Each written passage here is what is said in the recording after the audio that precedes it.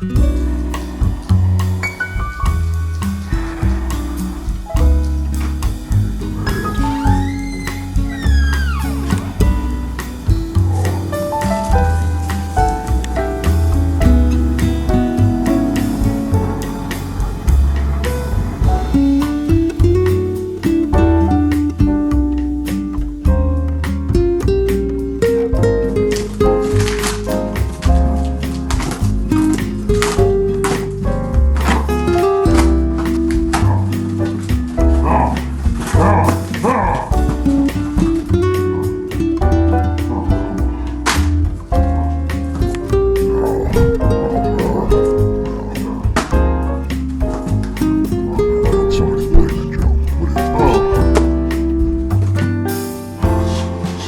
you kidding me? Come on! Oh, wait a minute. I need that.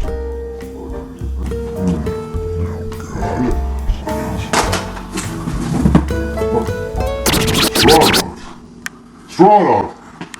Hey, Weezy! I got straw dogs!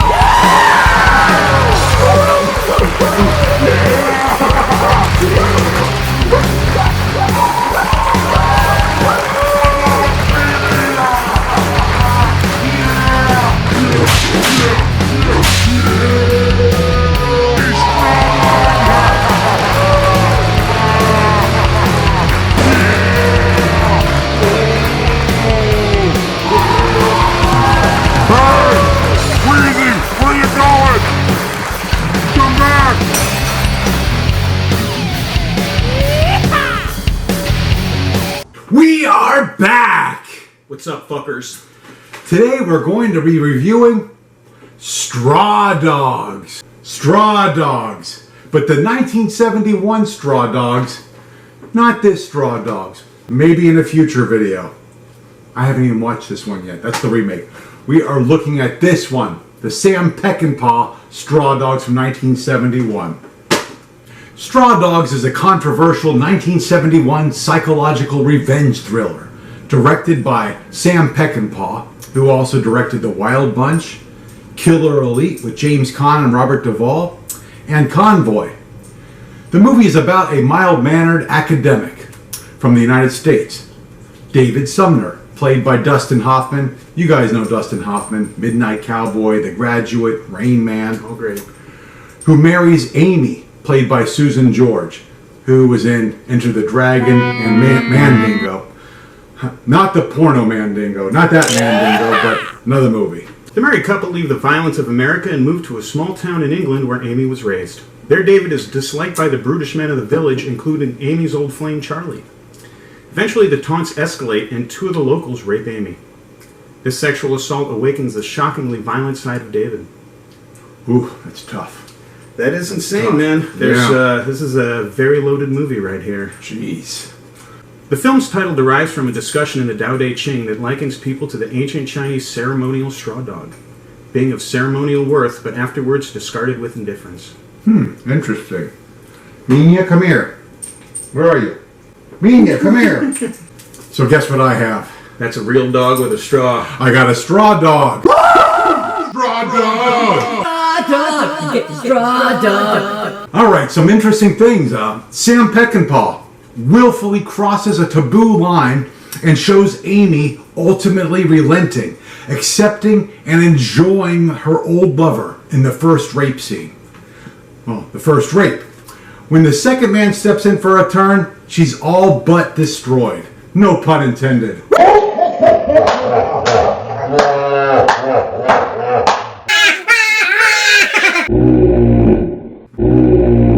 On a $12 million budget, this movie has made $24 million to date. It's amazing. Yeah. But not surprising with Dustin Hoffman in there. Absolutely. And the Sam Peckinpah, he was did tons of work in television, because consider the year 71, so his work previous had been tons in television, and then he did a handful of movies here. Gosh. Legendary director. Peckinpah. Hey! Harambe! It's Harambe with the mailbag! Harambe! It's Harambe! Right, Harambe. All right. Harambe, he He brought us the mail, man. Man, that is awesome. Like we were saying, everybody just wants to get to know us, so we want to get to know you guys. So we appreciate you sending in these questions, and you know, we want to get to know you better. So, alrighty, this is from Roberto in New Mexico. Roberto would like to know if you could pick in between being John Holmes in his quick lifetime and having that amount of pleasure versus being Peter North and having the amount of pleasure that he had in his entire lifetime, which would you rather have? Wow. That's a good question, Roberto. Yeah. Rob. I hope I can call you Rob. Or maybe a Bob. Roberto? Roberto. Okay. It's a good one. You know, I'm going to have to, but I have an answer for this one. I think I'm going to pick John Holmes. You would like to be John Holmes? Yeah, I mean, he was, you know, John Holmes was the king of porn. And, you know, Peter North, he started off in gay porn. Did he? Yeah, so. That's not a lot of pleasure. I'm not, yeah, it's not going to be a lot of pleasure. It's not a lot of that's work. That's like painting a fence. Absolutely. So, but good question, Rob. Yeah, good one. But you know what, though? I would take Peter North's life, the amount of pleasure he had in his life. Feeling like the king of the world for like a minute and a half. You know what? Taking a big ass nap. Man. Jeez, this is a tough one. I'm just saying, because John Holmes was alive for he was only alive for a couple years. You made me think. But like I said, imagine feeling that vagina up to that 11th, 12th, 13th, 14th inch. You and Rob made me think. You know, I'm go with John Holmes. Still sticking with John Holmes? I'm sticking with Johnny Ward. Yeah? King of porn. I'm gonna have to go with Peter North because, like I said, I mean, just waking up and knowing. Can't take one for the team. I'm going with Johnny Watt. Johnny Watt and Bob Chin. Eruption, baby! Moving on to the next question here, everybody. All right, Tim, you want to go ahead and absolutely field this next bad boy right here? Here's another question. Let's see. This one's from Frank in Philadelphia. Hey, monsters. I really like your show and was wondering, who would you rather pork, Wilford Brimley or B. Arthur? Oof, jeez. You pulling a fast one, Frank? That's a tough one, my gosh. He's really putting us to the test. Man, that is a tough one. That is a tough one. You know, I'm gonna go right off the bat and say that I think that Wilford Brimley is a little more feminine than B. Arthur. Are you a mind reader? Are you a mind reader? I think that's one of the things I'm gonna have to take into account here. You know, the old B. I mean, B. Arthur. I mean, I don't want to buzz around this one too long, but you know. I'm going to go for Wilford too. Yeah, because just think about her in Mall, right? Just chewing your fucking balls off every day. Yeah. Chewing your fucking balls off. She's so manly. Yeah. Well, and even in Golden Girls, don't get me wrong, she's funny as fuck. She's funny as fuck. Sure. But as far as who I'd rather have sex with, that's Wilford Brimley. Yeah, I mean, he's got that mustache, that big cozy mustache. And look, I love The Thing. You ever see the movie The Thing? Yeah, of course. With John Carpenter, the John Carpenter film. He's got the big mustache, and I can just picture, you know, being in one of those cubicles in Antarctica and waking up after a long romantic night with him and having a nice warm bowl of Quaker oatmeal. Yeah. Quaker oatmeal, yeah. Well, you know, they used to say, like, about a guy who liked to eat pussy was that, like, he's like a bulldog going after a bowl of porridge. Sticking your dick in that mustache would be just like waking up on a cold morning and putting it in a fucking nice bowl of oatmeal. Frank, that was a fabulous question. We're both going with Wilford Brimley. Wilford Brimley. Wilford. This is Wilford. This is Wilford. Well, thank you, Harambe. Those were some great... Hold on! What? We got one more. There's one more question. There's one more question in there? Well, hold on. This one's for Virginia and New Jersey. Let me see it. It is Virginia and New Jersey. I'm telling you, dude, we're getting mail. I'm telling you, dude. Wow, I had no idea. She wants to know if the cute monster... she wants to know if the cute monster would sing a rendition of That's What Friends Are For. Her favorite song, and she wants to be friends with the monster. Well, I will be more than happy to sing that for you. I'm going to have that coming right up for you, and...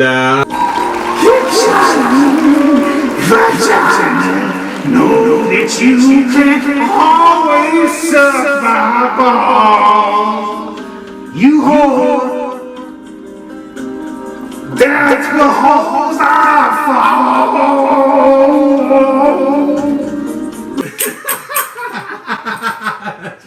Yeah, man. You know, so what are the pros of this film? You know, I would say number one, I like the acting. Yeah. I think the acting is very competent and believable. I mean, I believe these characters, and I believe they were going through all this. And Susan George and Dustin Hoffman and that other guy. Yeah, he did great. He did great. They were all great. And, you know, there's something about, I don't know, you know, that English accent. You know, when you hear the English, you know, actors, I mean, this commands like authority and respect, you know? Sure, sure. So, yeah, good acting. What else? What else did I like? I like the pacing, the story. Mm-hmm. I love these kind of stories. These, you know, the underdog, the weak guy becoming a man and manning up, stepping up to the plate, and, you know, doing what he has to do. Mm-hmm. And I think the ending. I really like the ending because it's subjective. Yeah, it's a question mark there. There is definitely a question mark, and yeah, so I have my opinions of what I think happened at the end, and I'm curious to hear what yours are. Well, I would say... and I'm going to listen, but I'm going to walk over there and get another beer. Yeah. I think this movie was very good. It made me think about it a lot afterwards, and I think that's important with a movie. And this is maybe not quite a horror movie. I would say revenge thriller type. Yeah. But there, you know, maybe more of a terror movie than a horror movie. And it was absolutely great. One of the big things, like I've said before in our other reviews, is that I love nostalgia, but I've never been to England, so I loved seeing a lot of the landscaping. The home that they lived in was absolutely amazing. Had a lot of character itself. It's amazing to see Dustin Hoffman very young and working, because once again we get to see him throughout the years become an absolute powerhouse and an example of what an actor is.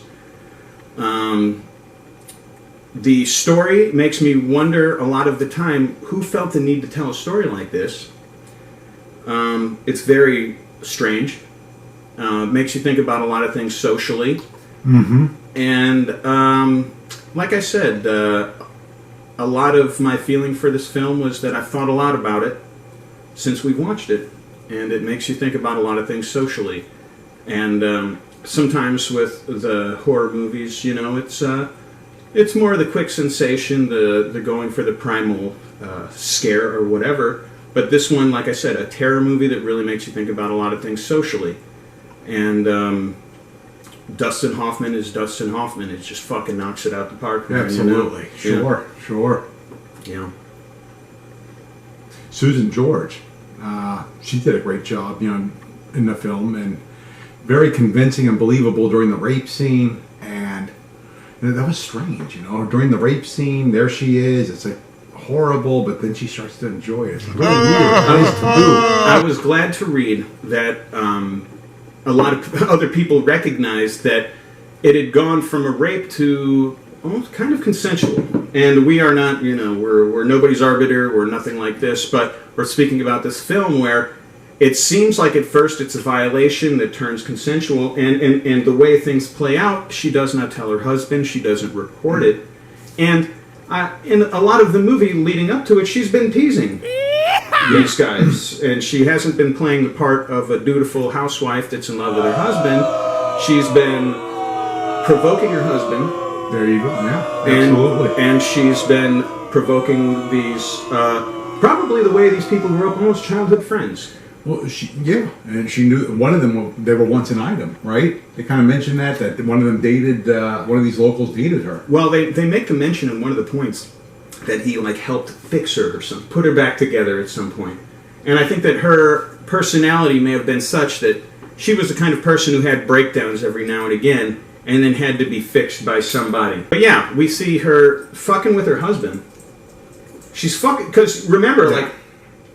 He's working on like these equations, and he's got his blackboard up in his study, and she's going up and erasing like. And what's interesting, I think, in one of them, erases a positive and puts a negative, and she keeps provoking him, and at the same time Just like when she is topless in front of the roofers, her old friends that she's gotten to work. I also like this, right? These guys fucking suck. They've taken however long to put the roof on. They can't fucking get whatever done. They're up there eating apples, smoking shit sticks, and getting wasted. So they hire 2 more friends. Yeah. So, you know, man, I gotta say, a lot of the things in this movie, it's almost like Dustin Hoffman was like guiding the cock. Right? He was almost like guiding the cock. And almost like just fucking like kiss the tip of the head on the way in. He's like fucking...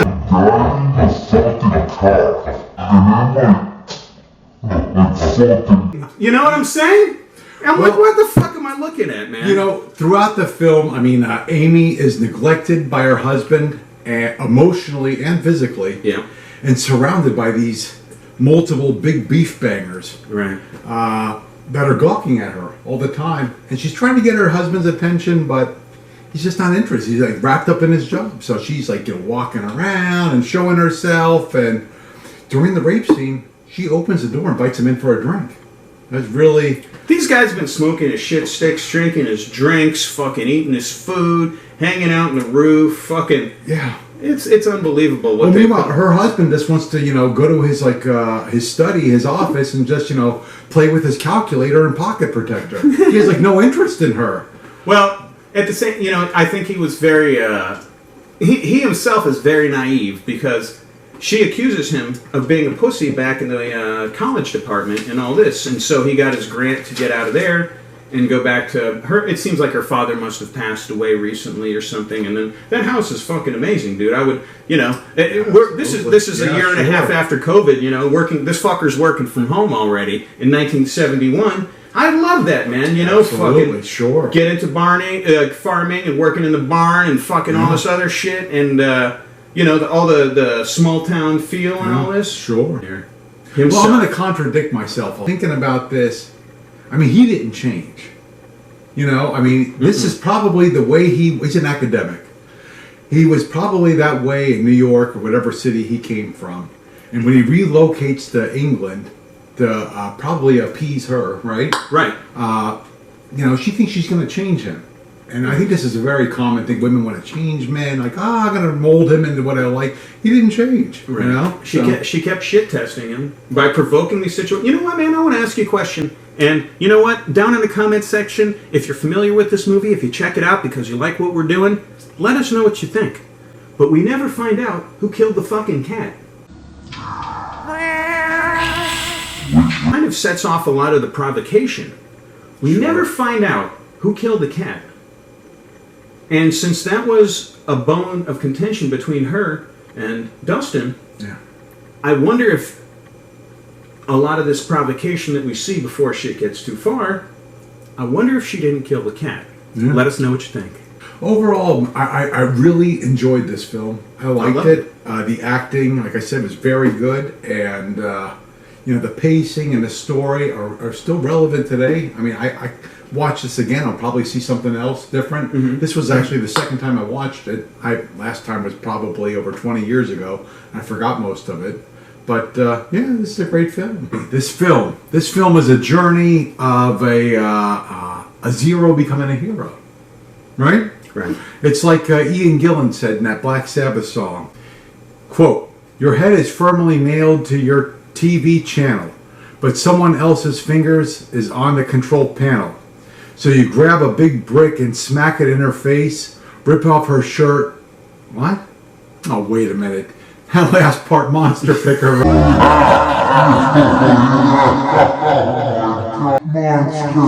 Of the climactic scenes, situations.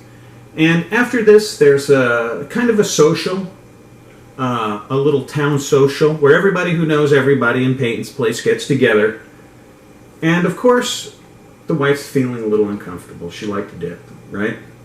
You know, everybody, all the guys are hanging out. She wants to get. We have a bunch of situations. We never like to do too many spoilers.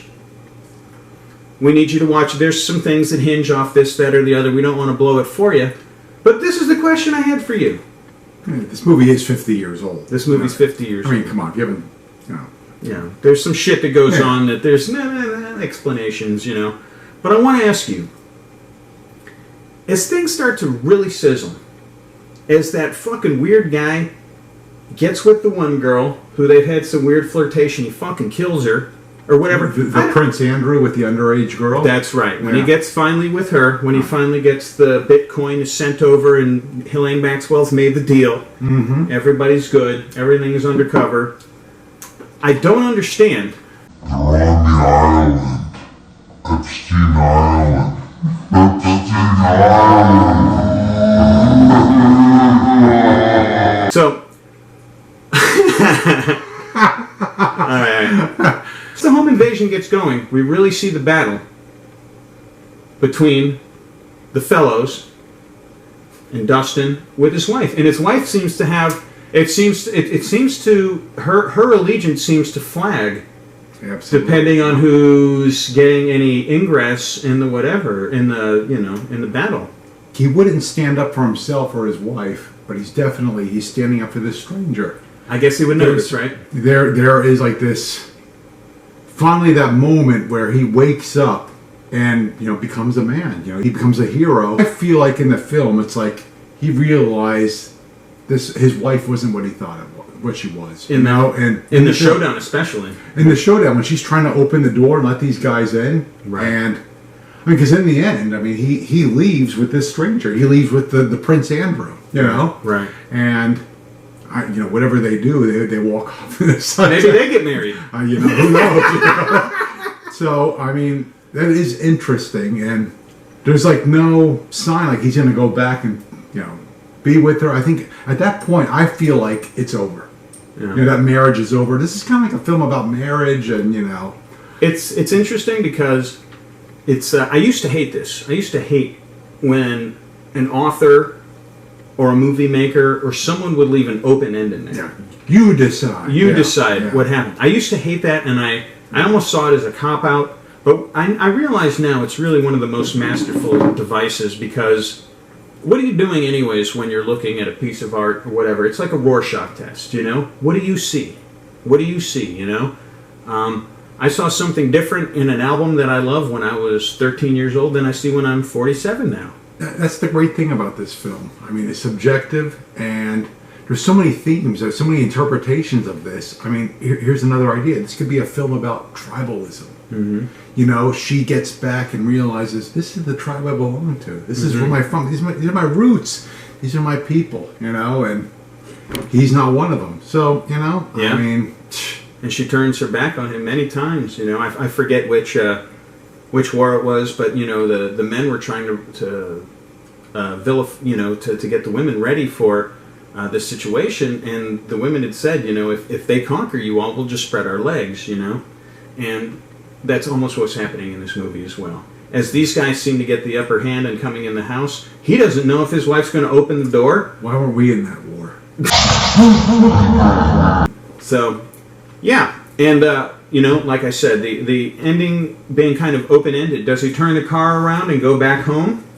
Does he try and go to the airport and get a ticket to get back to New York? Yeah. Does he go with his new fucking friend that he just saved his life and say, can I stay with you for a week while I figure out what's going on? The thing where he says, I don't, the fellow says, I don't know where home is. He says, I don't know where home is either.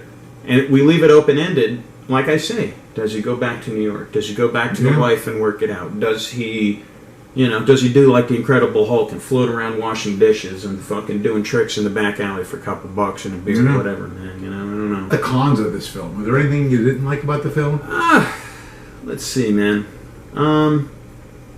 Here we go. I think sometimes with older movies, there's plot holes and things you have to take for granted that... And I guess you do have to suspend, suspend disbelief or whatever, just let it roll if we're going to let the movie go. There's a lot of, like I say, questions, a lot of strange things going on there.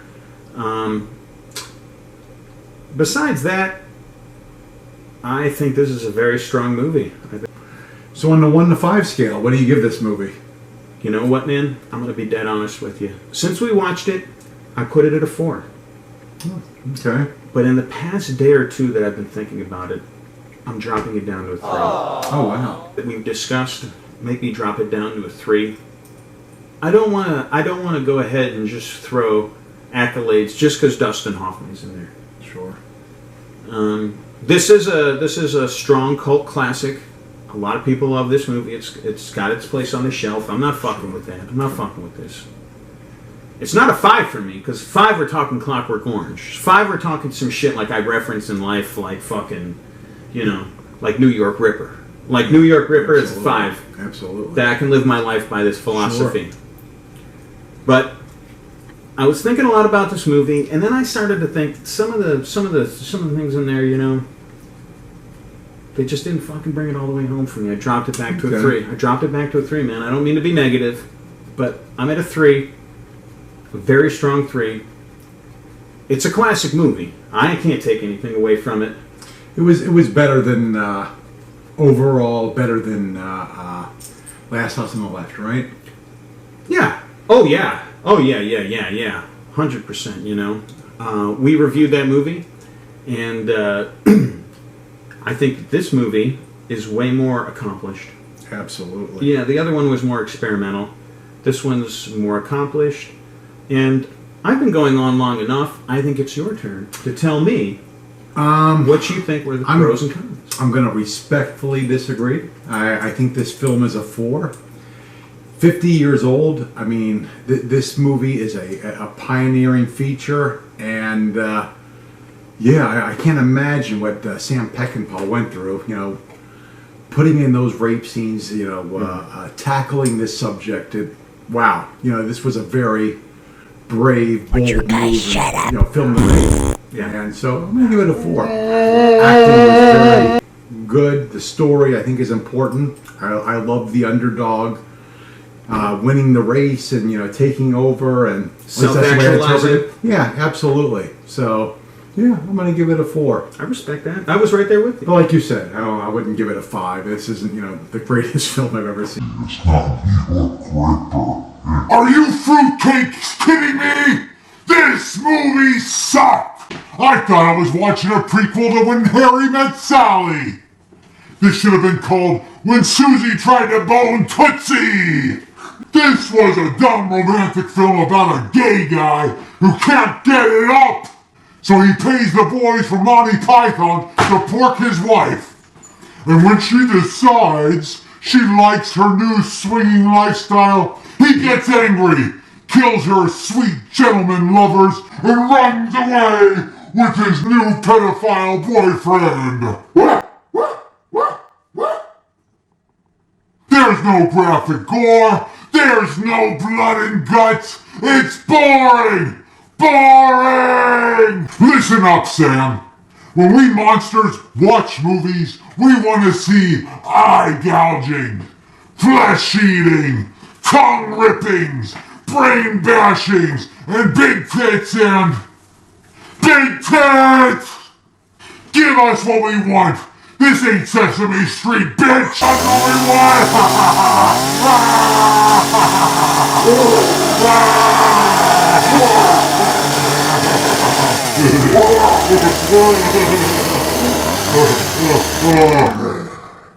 But it's up there. It's really good, What did you think?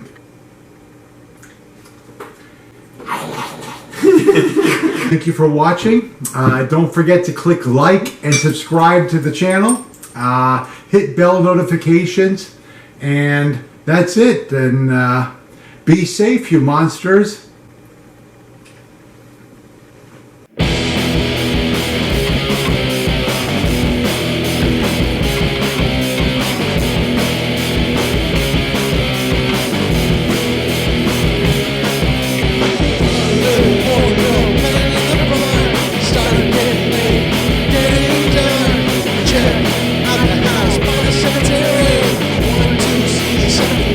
Scary, to see the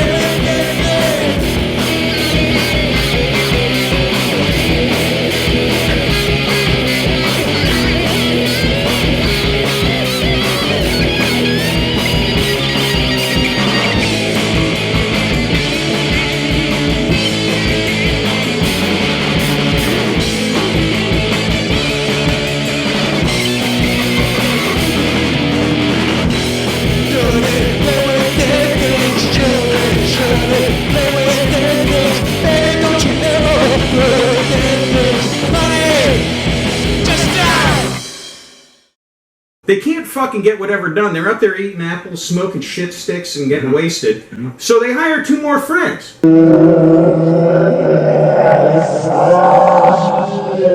What'd you think of the video, Minya? Somebody